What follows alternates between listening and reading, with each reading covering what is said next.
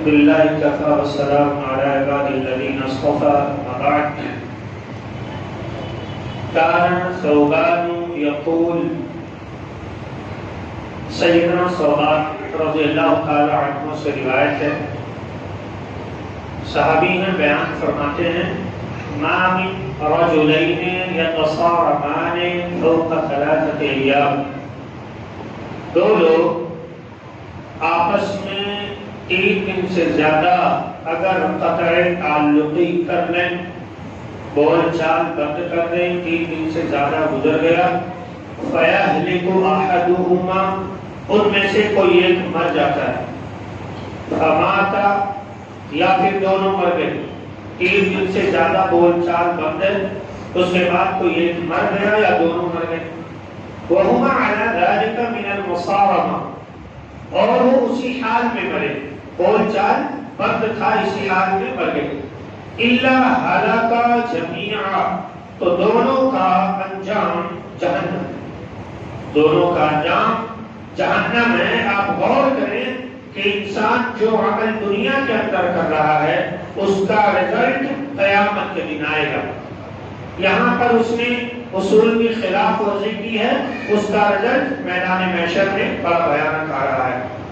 وَمَا مِن جَارٍ يَظْلِمُ جَارَهُ وَيَقْهَرُهُ، اور جو کوئی شخص اپنے پڑوسی پر ظلم و زیادتی کرتا ہے، حتی یحملہ ذلک علی ان یخرج من منزلہ، یہاں تک کہ بیچارہ ظلم و زیادتی سے بالکل پریشان ہو کر کے اپنا گھر چھوڑ چھاڑ کے بھاگ گئے، الا ہلاکا، تو ایسا پڑوسی، ظلم کرنے والا پڑوسی بھی ہلاک ہو گیا، یعنی جہنم کا گڈھا اس کا مقدر بن گیا۔ تو اس حدیث شریف کے اندر نبی کریم صلی اللہ علیہ وسلم نے ظلم سے روکا ہے کہ انسان جو ہے ظلم نہ کرے، چاہے کوئی بھی ہو، خاص طور سے پڑوسیوں پر انسان کو ظلم نہیں کرنا چاہیے۔ آج کل ظلم جو ہے بالکل الگ شکل اختیار کر چکا ہے، ظلم لوگوں نے بڑا آسان سمجھ لیا ہے۔ ظلم کا معنی کیا ہوتا ہے؟ ظلم کا معنی تاریک ہوتا ہے، اندھیرا۔ یہ گناہ اتنا بھیانک ہے کہ اس گناہ کا نام ہی اندھیرا رکھ دیا گیا۔ ظلم کے معنی اندھیرا ہوتا ہے، تاریک ہوتا ہے، اور کسی کو ستانا، کسی پر ظلم کرنا، ناحق مارنا، ہر کوئی طریقہ جو ظلم ہے اس کو تاریکی نام دیا ہے۔ قیامت کے دن جب روشنی بچ رہی ہوگی، جنت کی جانب سارے لوگ جا رہے ہوں گے، تو جو ظالم لوگ ہوں گے نا، چلتے چلتے چلتے چلتے اچانک سے ان کا نور ان کے ہاتھوں سے چھین لیا جائے گا، اندھیرا ہو جائے گا۔ بڑا حیران ہوں گے، یہ کیا ہو گیا؟ ہمارے ہاتھوں میں نور تھا، اجالا تھا، روشنی تھی، ہم چل رہے تھے، اچانک سے نور کہاں چلا گیا؟ آواز آئے گی کہ تو زندگی گزارتے ہوئے جا رہا تھا لیکن لوگوں پہ ظلم بھی کرتے جا رہا تھا، تم نے خود اس تاریکی کو اپنی زندگی میں گویا تھا، اب وہی تاریکی اور وہی اندھیرا یہاں پر تجھے مل رہا ہے، اب تیرے لیے آگے جنت کا راستہ بڑا مشکل ہے۔ سمجھ رہے؟ تو انسان کو ظلم سے باز آ جانا چاہیے۔ ظلم نام ہے تاریکی کا، اور انسان جو بھی ظلم کرتا ہے نا، اسے دنیا میں بھی بھگتنا پڑتا ہے اور آخرت میں تو بھگتنا ہی بھگتنا ہے۔ ظلم کا انجام بڑا بھیانک ہوتا ہے، انسان کے مال سے برکت چھن جاتی ہے، انسان کی زندگی سے خوشیاں ختم ہو جاتی ہیں، اور اس کے اوپر اللہ کی رحمت اٹھ جایا کرتی ہے، نازل نہیں ہوتی ہے، کیونکہ اللہ کے نبی صلی اللہ علیہ وسلم کا فرمان ہے کہ 2 چیزیں کبھی اکٹھا نہیں ہو سکتی ہیں، نور اور تاریکی۔ جہاں پر اجالا ہوگا وہاں اندھیرا نہیں ہوگا، اور جہاں پر اندھیرا ہوگا وہاں پر اجالا نہیں ہوگا۔ تو آپ اپنی روشنی والی نیکی کو بچانے کی کوشش کریں، اس نیکی کو اندھیرے کے ذریعے سے ختم کرنے والے نہ بنے، چاہے پڑوسی ہو، چاہے کوئی بھی ہو۔ کسی پر ایک مسلمان کے لیے زیر نہیں دیتا ہے کہ وہ ظلم و زیادتی کرے، اب وہ چاہے ظلم کسی کے بھی خاطر ہو۔ ایک صاحب نے بڑا پیارا سوال کیا تھا کہ اگر مان لیجیے ہم کسی کی وجہ سے اللہ کی خاطر یا اللہ کے راستے کی خاطر کسی پر ظلم کر کے کسی کی چیز چھین لیں اور وہ دولت ہم کہیں اور لگا دیں، تو کیا یہ اللہ تعالیٰ ہم پر جو ہے سزا نازل کرے گا، ہمیں عذاب دے گا؟ سمجھ رہے ہیں ان کا سوال؟ ہم اللہ کے خاطر چوری کر لی، اب وہ پیسہ لا کر کے اپنے مسجد یا مدرسے میں دے دیا تو کیا اس پر بھی اللہ رب العالمین کو گرفت کرے گا؟ ہم نے تو اللہ کے لیے کام کیا، کرنے سے پہلے سوچ لیتے یا اللہ رب العالمین یہ کہا ہے کہ میرے لیے تم ظلم کرو، میرے لیے چوری کرو۔ دیکھیے شیطان جو ہے نا ہمیں برائی کرنے پر جب ابھارتا ہے تو بڑا بہتر انداز میں راستہ ہموار کرتا ہے، اور اس کا ہی وعدہ ہے عاقبت لهم الصراط المستقیم، میں ادھر نہیں بیٹھوں گا، جنت کا راستہ میں اسی پر بیٹھوں گا۔ تو جنت کے راستے پر شیطان بیٹھا ہوا ہے اور وہ چاہتا ہے کہ ہماری ساری نیکیاں برباد ہو جائیں۔ بہرحال مذکورہ حدیث میں ظلم سے انسان کو روکا گیا ہے، ظلم کیسا بھی ہو انسان کو ظلم نہیں کرنا چاہیے، ظلم بڑا بھیانک چیز ہے۔